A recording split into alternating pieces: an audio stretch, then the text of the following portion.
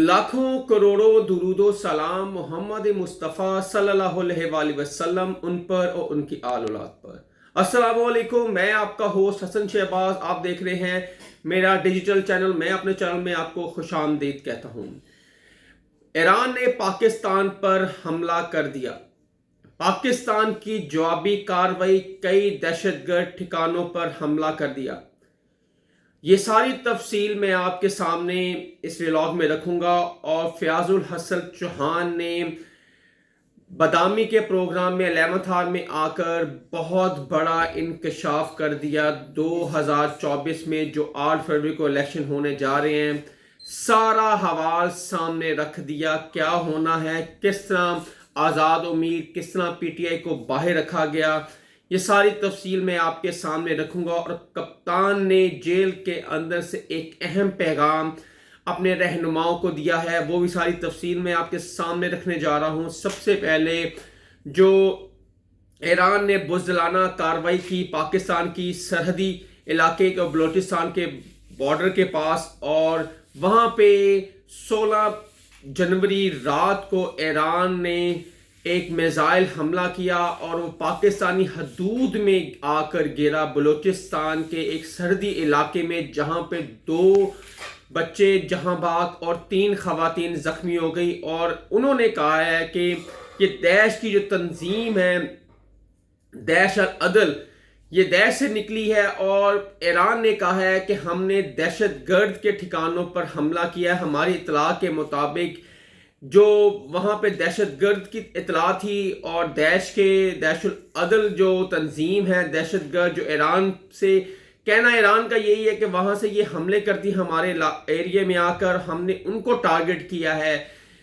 जब इंटेलिजेंस वहाँ पे पहुंची तो देखा कि वहाँ पे कोई भी दहशतगर्द के ठिकाने मौजूद नहीं थे। वह आम लोग थे, वहाँ पे आम बलूची लोग थे और कोई भी दहशतगर्द नहीं था। और ये पाकिस्तान ने सफारती सतह पर अपनी जंग जीती। पाकिस्तान के सफीर को वापस ईरान बुला लिया, और ईरान के सफीर को जो इस टाइम ईरान में है, जो पाकिस्तान में तैनात है, उनको वहां पे ही रोक दिया। उनको कहा है कि फिलहाल आप पाकिस्तान ना आए। और पाकिस्तान ने ईरान के साथ सफारती ताल्लुकात बिल्कुल ख़त्म कर दिए हैं।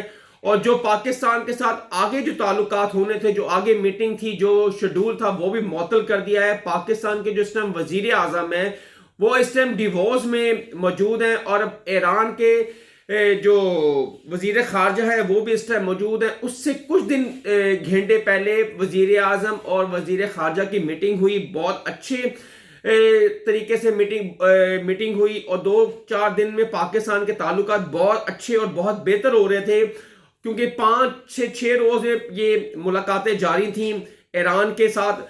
लेकिन अचानक ये वाकया पेश आया 16 जनवरी को, जो ईरान ने अपनी हदूद से तजावुज़ किया और पाकिस्तान की हदूद में जाकर एक दहशतगर्दी की, जो UN के चार्टर के मुताबिक ये खिलाफ वर्जी है।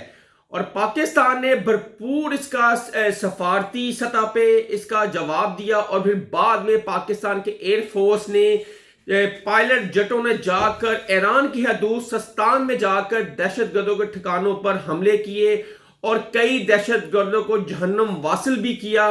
और ये दहशतगर्द जो BLA और BLAF थे, जो ईरान से मांग करते थे बलूचिस्तान में आकर पाकिस्तानी आम शहरियों को निशाना बनाते थे, बलूचिस्तान में दहशतगर्दी करते थे। पाकिस्तान ने कई दफ़ा ईरान को बताया भी है कि आपकी हदूद से BLA और BLAF यहाँ से दहशतगर्द आते हैं, बलूचिस्तान के सरहदों पे आकर बलूचिस्तान में दहशतगर्दी फैलाते हैं। लेकिन ईरान ने उसको कभी भी सीरियस नहीं लिया।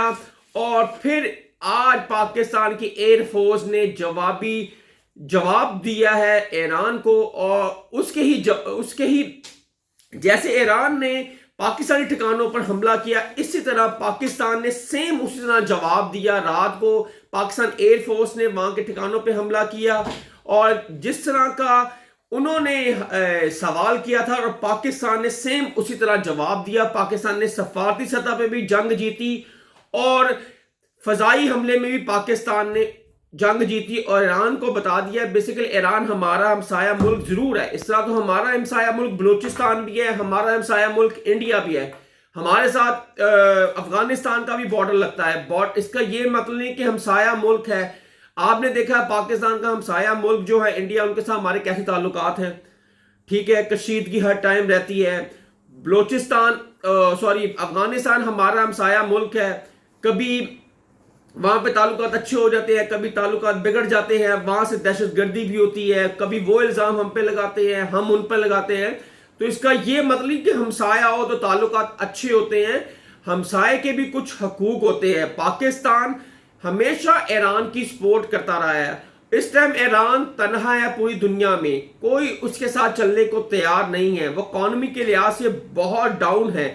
और इस तरह उसको थोड़ी सी जो शय मिली है, इंडिया के साथ ताल्लुकात अच्छे हुए हैं, चाइना के साथ उसके अच्छे ताल्लुकात हुए हैं, वो समझता है कि मेरी इस खिते में जारादारी है, इसलिए वो उसने पता नहीं किस वजह से पाकिस्तान पर हमला किया और फिर पाकिस्तान ने भरपूर उसका मुंह तोड़ जवाब दिया ईरान को, सफारती सतह पे भी और महाज की सतह पे भी। और पाकिस्तान को कमजोर ना समझा जाए, ये पाकिस्तान ने ईरान को बता दिया है कि आप हमारे हमसाए होने के और एक मुस्लिम मुल्क होने के साथ साथ अगर आपने हमारे साथ इसी तरह का रवैया रखना है तो फिर इसका मुंह तोड़ जवाब आपको मिलेगा। और जो पाकिस्तान ने रात को उनके ठिकानों पे जो हमला किया और दहशतगर्दों को मारा है, ना उसमें सिविलियन को पाकिस्तान ने टारगेट किया है, ना आर्मी को टारगेट किया है, सिर्फ दहशतगर्दों को टारगेट किया है सस्तान में।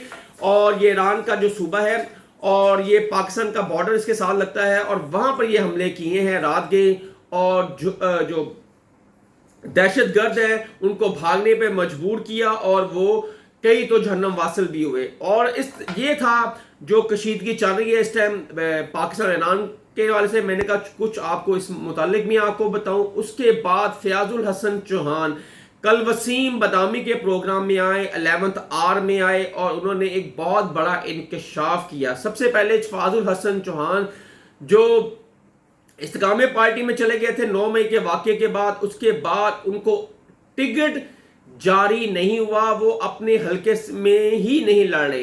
पहले तो वो कहते थे कि मैं लड़ूंगा, उसके बाद उन्होंने कहा कि मैं इलेक्शन में हिस्सा नहीं ले रहा क्योंकि उनको पता था कि मेरी सिर्फ जिल्लत के सिवा और कुछ भी नहीं होना, क्योंकि वोट मुझे पढ़ना नहीं है। जो वोट मुझे 2018 में पड़ा वो पीटीआई का वोट था, इमरान खान का वोट था और वो जीत गए।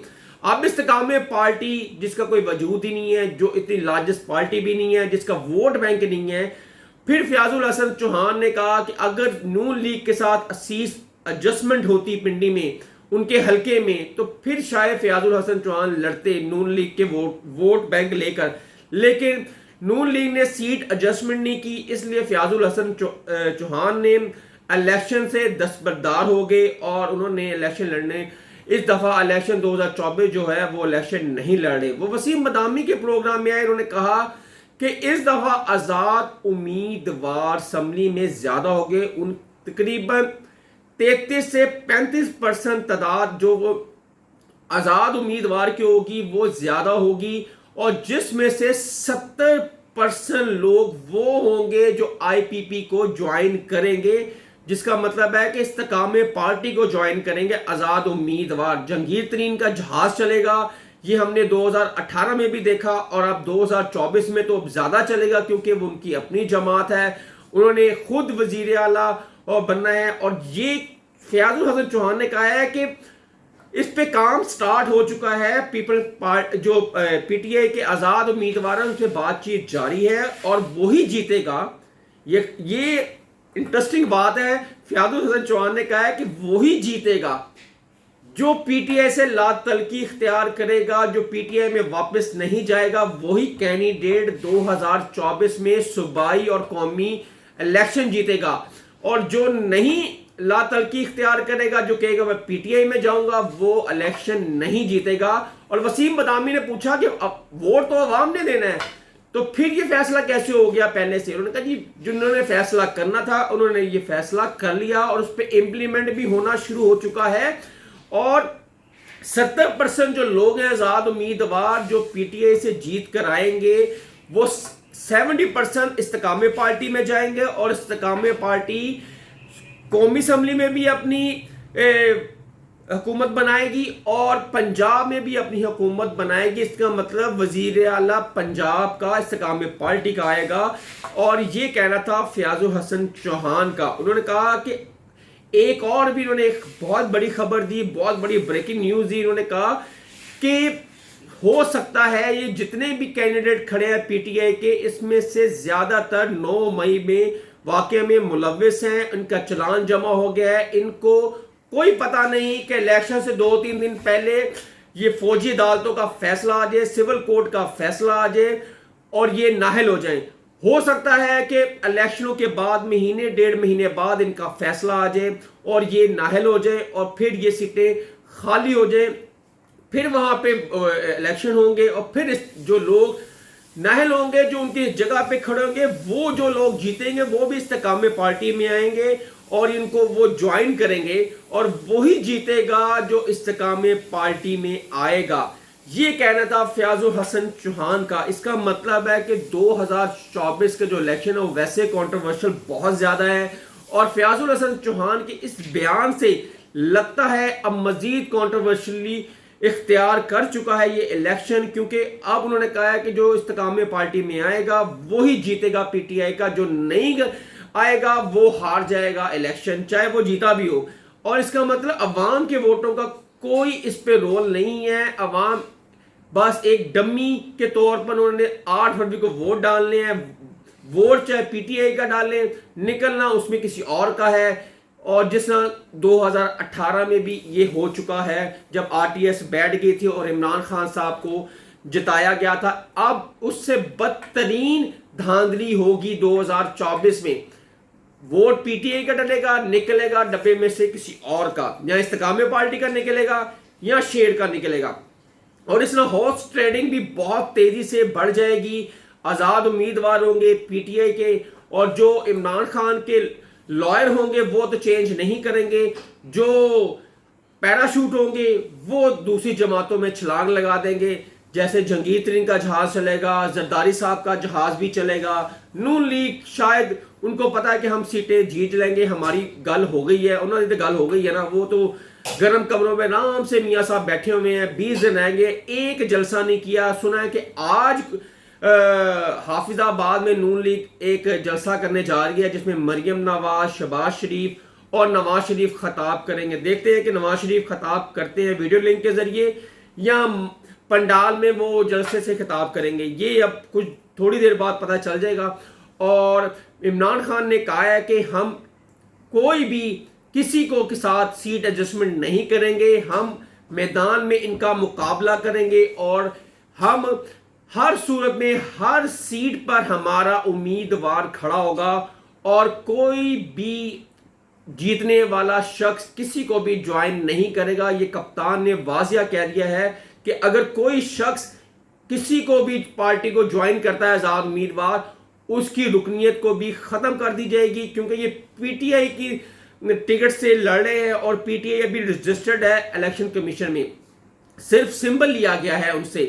اور اس طرح کپتان پارٹی بھی نہیں ہے 2024 میں الیکشنوں میں پی ٹی آئی, اور اوپر سے چیئرمین بھی 2024 میں الیکشن نہیں لڑ رہے اور پی ٹی آئی کا بلہ بھی الیکشن میں نہیں ہے. اس ٹائم پوری پی ٹی آئی سمیت چیئرمین کے 2024 میں وہ الیکشن نہیں لڑ رہے. اب دیکھتے ہیں کہ چیئرمین کے عمران خان بھی نااہل ہو چکے ہیں, پرویز الہی بھی اس الیکشن میں حصہ نہیں لے رہے, ان کے بھی کاغذ نامزدگی منظور نہیں ہوئے, حماد اظہر کے نہیں ہوئے, مراد سعید کے نہیں ہوئے, شاہ محمود قریشی کے نہیں ہوئے, ٹھیک ہے. اور سرم جاوید جو تھی وہ مریم نواز لگتا ہے ان سے ڈر گئی ہیں, اس لیے ان کے بھی پیپر نومینیشن پیپر منظور نہیں ہوئے.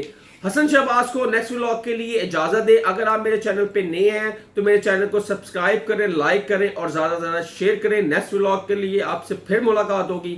اللہ حافظ.